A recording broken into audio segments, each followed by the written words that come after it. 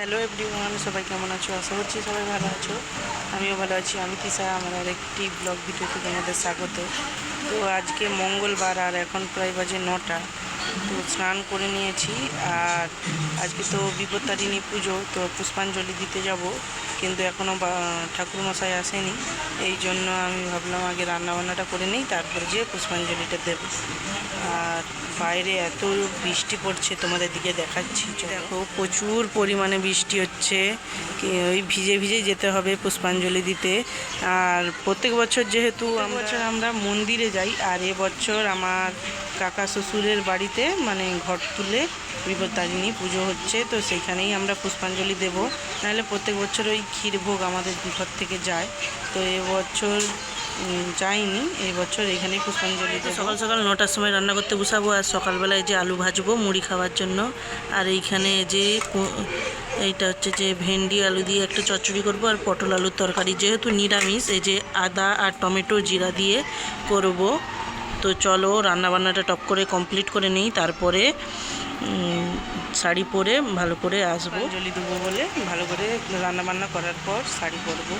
তো আমার বাপের বাড়িতে ওখানে আমরা কোনোদিনও মানে করিনি বিপত্তারিণী পুজো, কিন্তু যখন থেকে মানে শ্বশুরবাড়িতে যবে থেকে এসেছি তবে থেকেই আমি পুষ্পাঞ্জলি দেই। মানে ওই 5 বছর আমার বিয়ে হয়ে গেল, তো 5 বছরই এরকম বিপত্তারিণী পুজো যেতাম, মানে এখানে এসেই দেখেছি। তো আমার বাপের বাড়ি ওখানে হয় না, কেউ করে না, আমি দেখেছি। তো চলো এখন যাই, আবার পরে দেখা যাচ্ছে। এইখানে মেয়েকে স্নান দান করিয়ে একদম বের করে দিয়েছি, ও চলে যাবে কাকা বাড়িতে।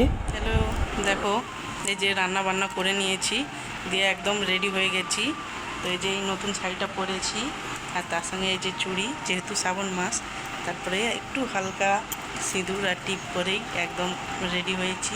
তো বেশি কিছু সাজিনি, যেহেতু কাকা শ্বশুরের বাড়ি সামনেই ওখানে।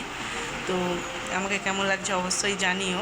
চলো পুষ্পাঞ্জলি দেওয়া হোক, আর সেখানে কি হচ্ছে না হচ্ছে সেটাও তোমার সঙ্গে শেয়ার করব তোমাদের সঙ্গে। তো আমাকে কেমন লাগছে সেটাও জানিও। এই যে এখন যাচ্ছি আমার কাকা শ্বশুরের বাড়ি, দেখুন সামনে।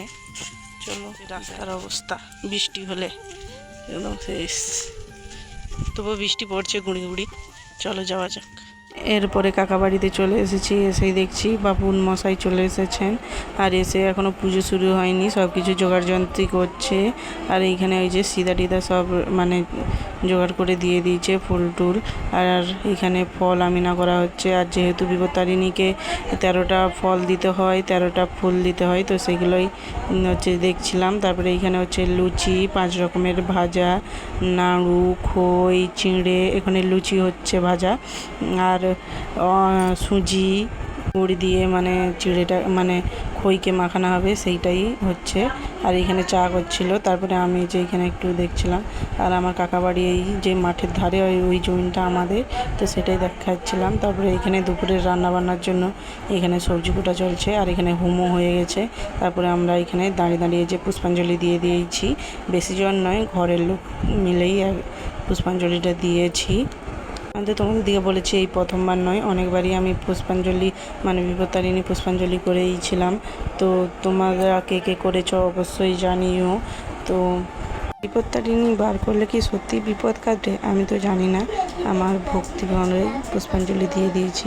এরপরে ওই যে পঞ্চামৃত খাবো বলে ঠাকুরমশাই এখন হাতটা ভালো করে জল দিয়ে দিচ্ছে, ধুইব, দিয়ে এখন পঞ্চামৃতটা নিয়ে এখানে টুক পরিয়ে দিচ্ছিল, সেটাই করছিলাম।